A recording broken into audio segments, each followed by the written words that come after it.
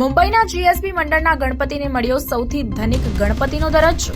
ગણેશ ચતુર્થીનો તહેવાર જેની સૌ કોઈ આતુરતાથી રાહ જોતા હોય છે, ત્યારે આ તહેવારને દર વર્ષે દેશભરમાં ખૂબ જ ધામધૂમથી ઉજવવામાં આવે છે।